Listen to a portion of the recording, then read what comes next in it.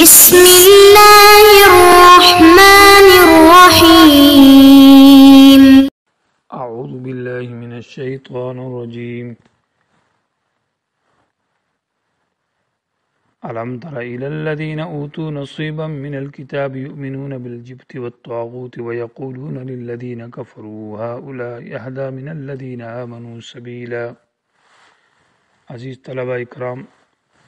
سبق نمبر 298، آیت نمبر 51 تا 57 سورۃ النساء۔ علماء یہود کی خباثتوں کا بیان چل رہا ہے۔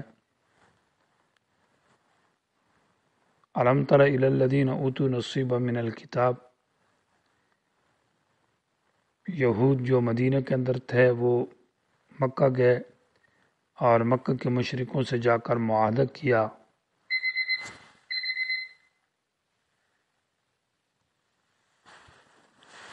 کہ آپ ہمارے ساتھ اتحاد کریں اور ہم مل کر مدینے والوں پر حملہ کرتے ہیں، اصحاب محمد پر۔ تو انہوں نے کہا بالکل ٹھیک ہے، لیکن ہمارا آپ پر اعتماد نہیں ہے، تو اعتماد اور بھروسہ حاصل کرنے کے لیے ہمارے بتوں کو آپ سجدہ کریں۔ تو حیی بن اخطب اور کعب بن اشرف نے ان کے بتوں کو سجدہ کیا،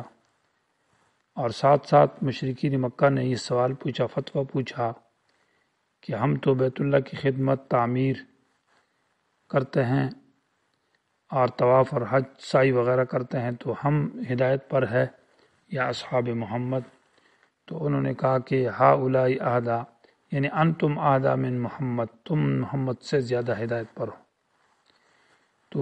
اس کے بارے میں یہ آیت نازل ہے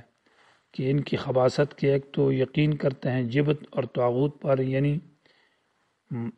صنم کو اور بتوں کو سجدہ کرتے ہیں، شیطان کی تابعداری کرتے ہیں، اور مشرک لوگوں کو ہدایت والا کہتے ہیں۔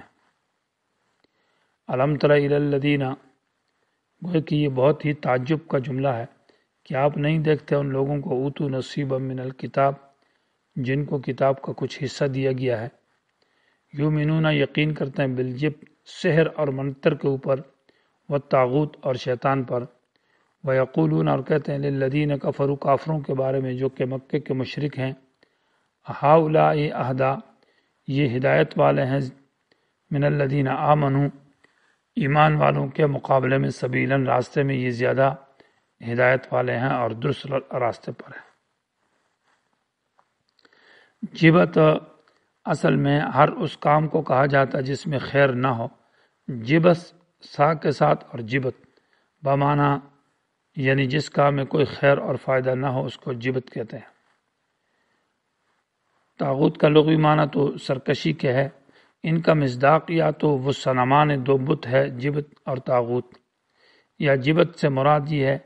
کہ ہر سحر اور منتر جو ہے، جادو، وہ جبت ہے، اور طاغوت شیطان کو کہتے ہیں، یا جبت معبود من دون اللہ کو بھی کہتے ہیں، یا یہ ہے کہ جبت سے مراد ہر مثلاً ایسی چیز جو کہ شرک کا ذریعہ بنے اور جس سے بدفعلی پکڑی جائے تو اس کو جبت کہتے ہیں۔ معنی ان لوگوں کا یقین ہے جبت پر، معنی جادو کے اوپر اور غیر اللہ کی تاثیر کے اوپر اور طاغوت اور شیطان کے اوپر، اور کافروں کے بارے میں کہتے ہیں کہ یہ راستے میں زیادہ رہنما اور ہدایت والے ہیں۔ اولئک الذین، یہ لوگ ہیں کہ لعنہم اللہ، اللہ تعالیٰ نے ان کے اوپر لعنت بھیجی ہے۔ ومن یلعن اللہ، اور جس پر اللہ لعنت بھیج دے، فلن تجد لہ نصیرا، نہیں پائیں گے آپ اس کے لیے کوئی امداد کرنے والا۔ ام لہم نصیب من الملک، یہ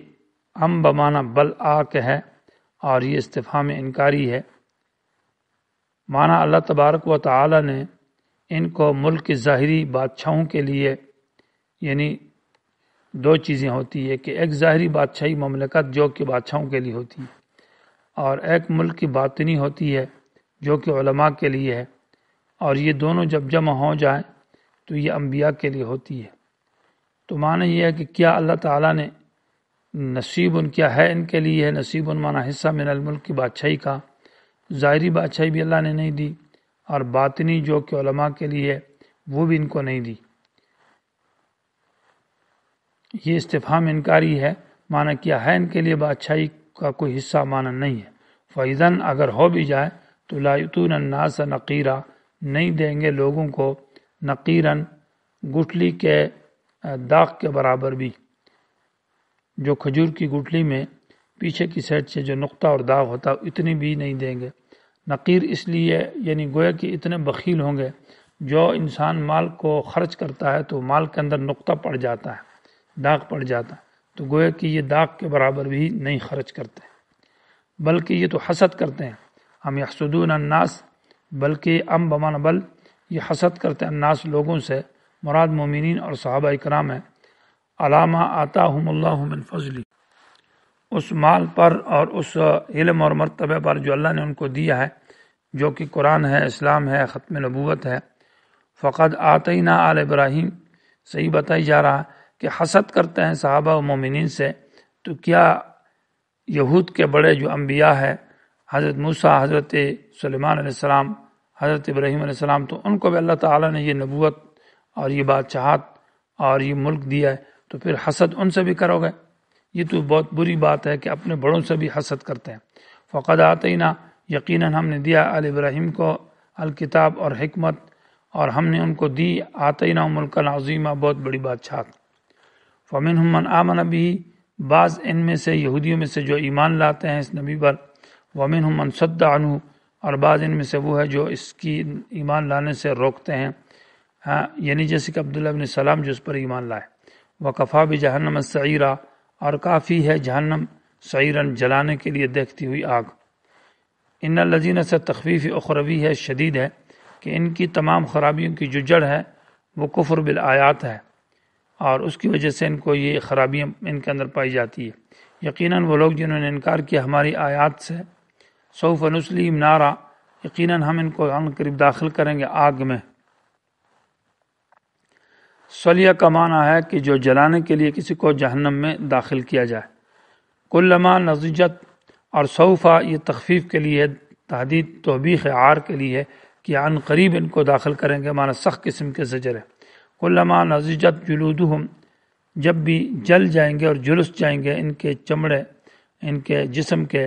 تو بدلناہم، ہم تبدیل کر دیں گے، جلودن ایسے چمڑے غیرہا جو پہلی صفت کے علاوہ ہوں گے۔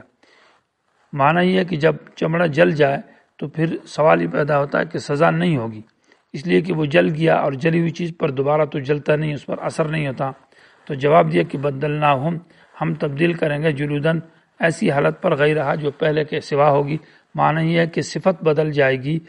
وہ پہلے جلے ہوئے تھے اب دوبارہ تازہ ہو گئے، تو جب دوبارہ